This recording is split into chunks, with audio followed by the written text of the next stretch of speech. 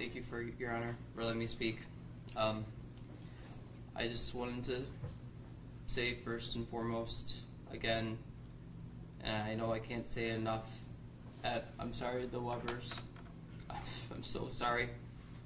And you're right, you can't call it a mistake. It was a terrible decision, and I wake up every day just hoping that that's not what happened, that it's just this is all going to be done with, but that's not the case.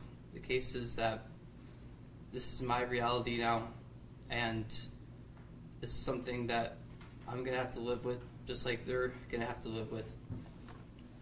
And my only hope is that I can share with other people and prevent more people making decisions like this, like I did, and just prevent some more senseless death.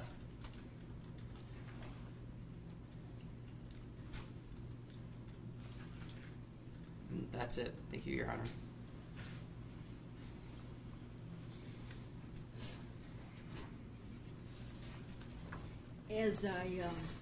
As I sit here, and I'm nearing the end of my judicial career here as a circuit judge, getting really close.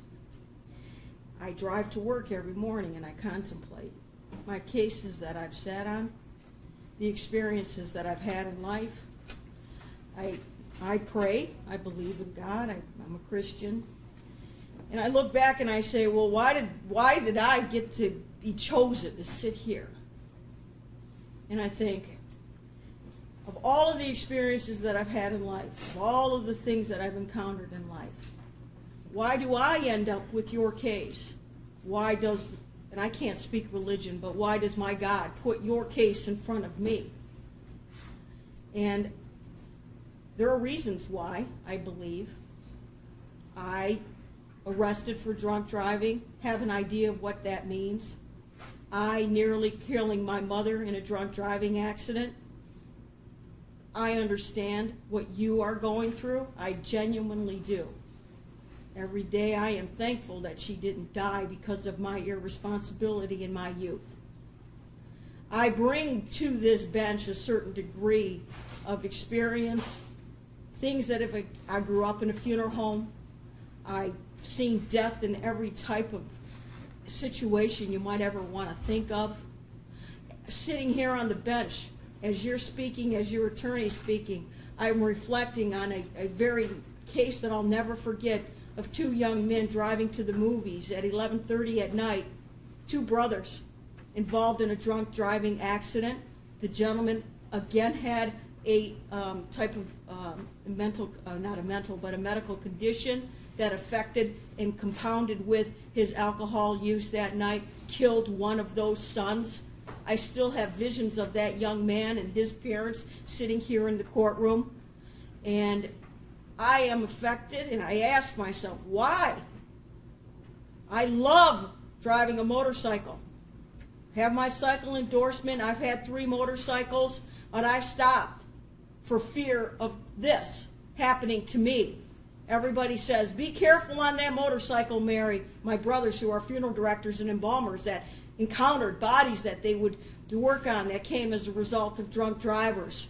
Be careful on that motorcycle. I gave up motorcycling because of this very situation of being presented with something like this. So to move on aside, for the sake of the family, my fear of being on a motorcycle. So all these things come together to create a judge that has experienced every aspect of what goes on in this case. The drunk driving arrest, the serious injuries, the loss of life, seeing people dying at all ages from my youth on.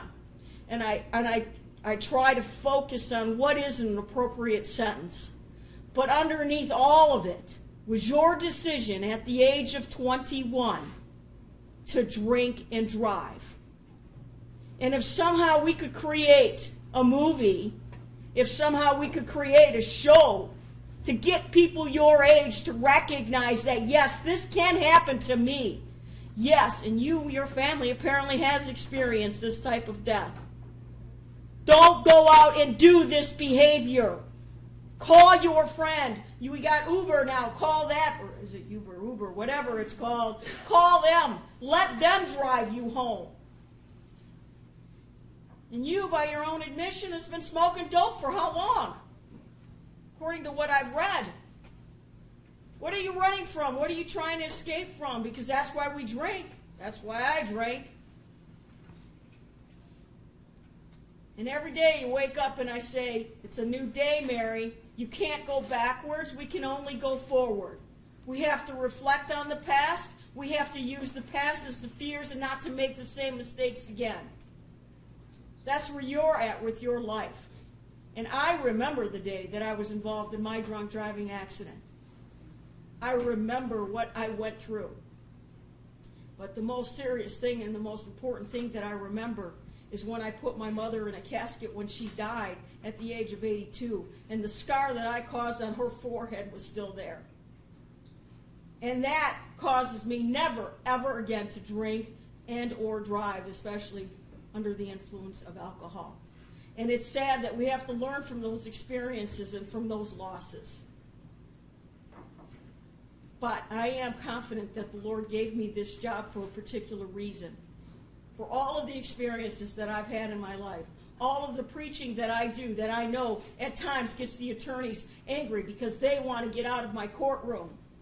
I feel a need to have to share my experiences in hopes of getting to someone like you to say that it has to stop today.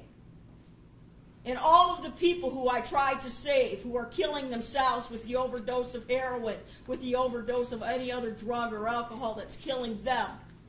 To all the attorneys who get upset, oh well, too bad. You only got maybe another year dealing with me. But if I could save a life of which I hope now you wake up and you can save lives and use what I've experienced like I do sitting up here, sharing with everyone my mistakes, now it's your turn.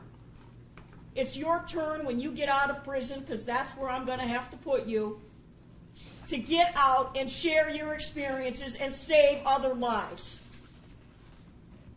To the family that lost their son, I am so sorry, because I understand that loss. To your family who will now lose a son for a few years as you are in prison, I'm sorry. For every action, there's a consequence. And this is certainly an unfortunate accident. But again, as Mr. Hunt said, it was a conscious decision on your part to go out, to get intoxicated, but more importantly, to get into that car and drive while under the influence of alcohol. So, I don't know if is it a good thing that you got me as a judge or not. I think it is. Because for some reason, the person I believe in, put us together. Put all of us in this courtroom together. I'm going to go along with the recommendation. There's nothing that will ever replace their son. Nothing that will bring him to the dinner table on Christmas Eve or Christmas Day. So I find this recommendation very appropriate, counsel, and I ask, do you want me to proceed, or would your client like for me to set the matter for trial? One moment, Your Honor.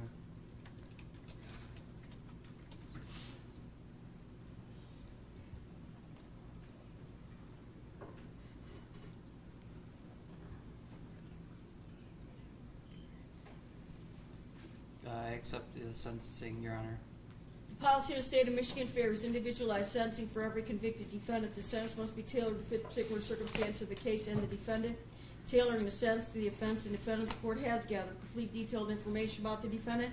The court is satisfied with the reliability of the information received, satisfied that it is reasonably up to date, has determined it is competent as a sentencing consideration, and has resolved any challenges as to its accuracy in favor of the defendant. It's the sense of the court that you would be incarcerated for a period of 29 months to 15 years in the custody of the Michigan Department of Corrections. The restitution amount that is owed is $10,900.11 to the victim's family. There's a $60 DNA test fee, which you must pay as well as have a DNA test, a $68 state fee, a $130 Crime Victim Rights Service Fund fee. And counsel, you are retained. That's correct, In Judge. determining the sentence for this defendant, the court has considered the discipline or punishment of the wrongdoer, the protection of society, the potential for rehabilitation of the defendant, the deterring of others from committing like offenses.